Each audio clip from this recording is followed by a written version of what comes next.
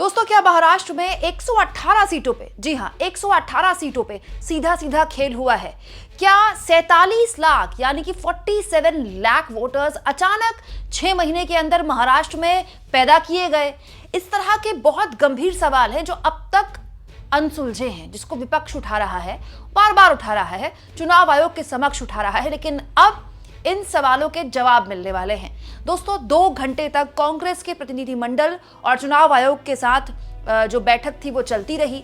कांग्रेस का प्रतिनिधिमंडल बाहर आया और उन्होंने जो खुलासे किए, जो बातें बताई, वो बहुत महत्वपूर्ण है दोस्तों, क्योंकि इस बार कांग्रेस ने केवल सवाल नहीं उठाए हैं, अपनी शिकायतों की लिस्ट नहीं सौंपी है। कांग्रेस ने चुनाव आयोग से कह दिया है कि साहब आप एक काम कीजिए, हमको रॉ डेटा दे दीजिए, यानी कि पूरा का पूरा चिट्ठा कि आप कैसे इस बात को जस्टिफाई करेंगे कि लोकसभा चुनाव से विधानसभा चुनाव यानी कि केवल 6 महीने के अंदर 47 लाख वोट बढ़ गए महाराष्ट्र में। क्योंकि इतनी बड़ी जो बढ़ोतरी है उसके लिए एक प्रोसीजर होता है, वेरिफिकेशन करना होता है वोटर्स का, तो आपने कैसे किया।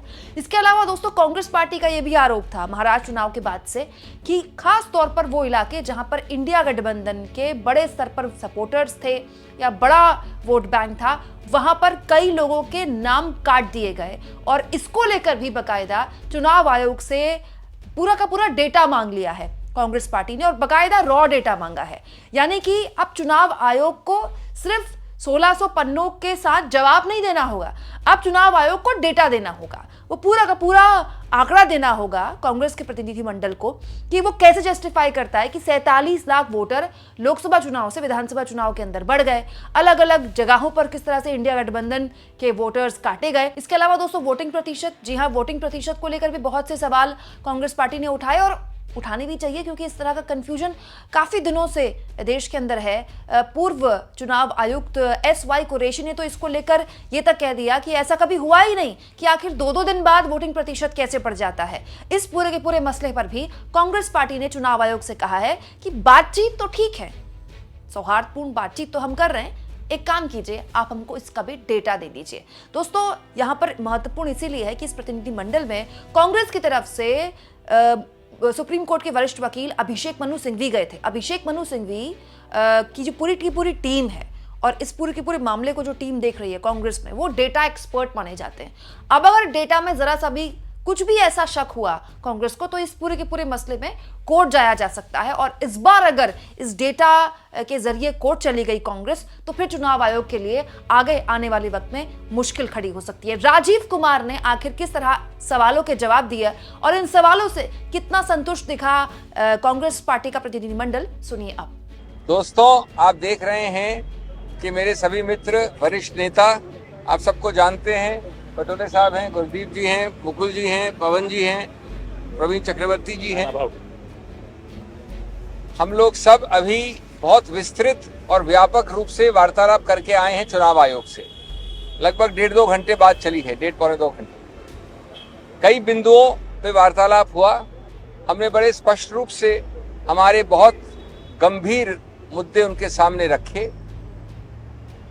संक्षिप्त में बात यह है कि हमारा उनके सामने जाना संवैधानिक पारदर्शिता के आधार पर है।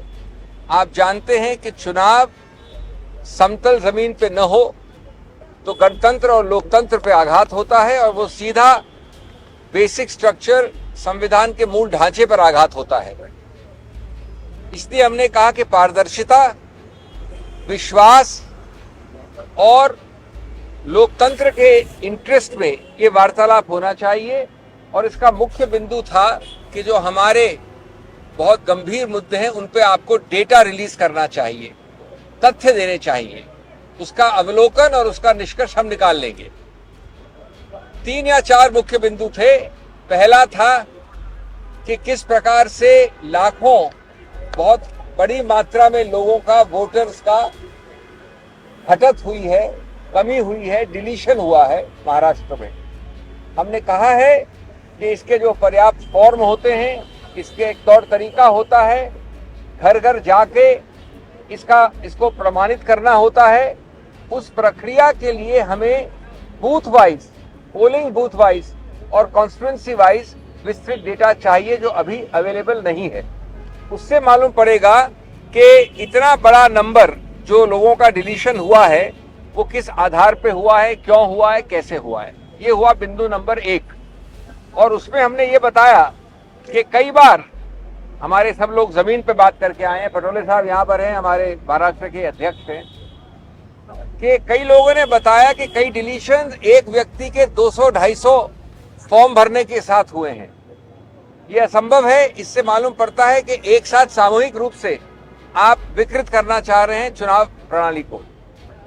दूसरा हमारा बिंदु था इसी रूप में वोटर लिस्ट में जोड़ना, एडिशंस, और उसमें हमने कहा कि लगभग 5 महीने का जो समय है लोकसभा और असेंबली के बीच में, उसमें लगभग 47 लाख यानी 50 लाख से 3 लाख कम वोटरों का जोड़े गए हैं, एडिशन हुआ है। इसका औचित्य क्या है? इसके फॉर्म्स कहाँ हैं? फॉर्म 6 हो, फॉर्म 7 हो। इसका डोर टू डोर वेरिफिकेशन कैसे है, किस आधार पे हुआ है? हमको वो रॉ डेटा चाहिए। हमारे विभाग में बहुत एक्सपर्ट्स हैं, उसका रॉ डेटा का निष्कर्ष हम अपने आप निकाल लेंगे, लेकिन वो रॉ डेटा अवेलेबल नहीं है, इसकी मांग की। तीसरा अत्यंत महत्वपूर्ण बिंदु कि चुनाव आयोग के खुद के दिए हुए आंकड़ों के आधार पर एक सिर्फ महाराष्ट्र का उदाहरण लिया जाए तो 3 आंकड़े आते हैं। 58.22% वोटर टर्नआउट 5 बजे, 65.02% वोटर टर्नआउट 11:15 बजे रात को, 11:30 बजे रात को, और अंतिम आंकड़ा अगले 2 दिन बाद 67% या 67 से थोड़ा ऊपर, यानी 7% लगभग का फर्क। हमको जवाब मिला, बड़ा विस्तृत रूप से बहुत सौहार्द के साथ बातचीत हुई। हमको जवाब मिला कि साहब वोटर टर्नआउट एक अलग प्रक्रिया है और जो 17C का फॉर्म है वो अलग प्रक्रिया है, लेकिन हमने उनसे इसका पुष्टिकरण मांगा है और इसके लिए रॉ डेटा मांगा है। नहीं तो ये 7% पूरा खेल चुनाव का बदल सकता है। और अंत में मेरे मित्र ने, प्रवीण जी ने कई आंकड़े दिए जो हमने रखे उनके समक्ष।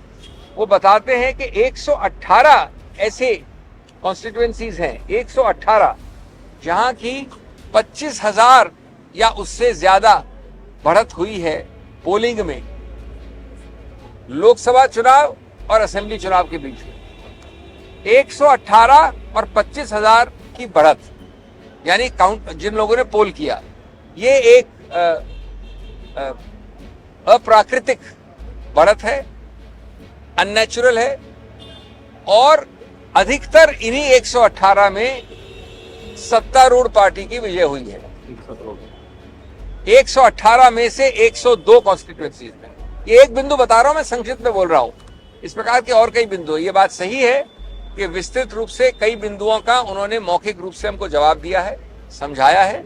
जैसा मैंने कहा, बड़े सौहार्द और अच्छे वातावरण में ये डिस्कशन हुआ और वो हमको लिख के भी इसका स्पष्टीकरण देंगे। लेकिन हम समझते हैं कि राजनीतिक पार्टी जो देश की सबसे पुरानी और इतनी विस्तृत अलग अलग भारत के कोनों में है, उसका ये उत्तरदायित्व बनता है कि ऐसे मूल जो प्रिंसिपल्स हैं उनको आपके सामने रखा जाए, चुनाव आयोग के सामने रखा जाए। और हम आशा और विश्वास करते हैं कि जल्द से जल्द ऐसे जवाब आएंगे, ऐसे आंकड़े आएंगे जो हर प्रकार से पारदर्शिता की कसौटी को मिले और अविश्वास को हटाएं।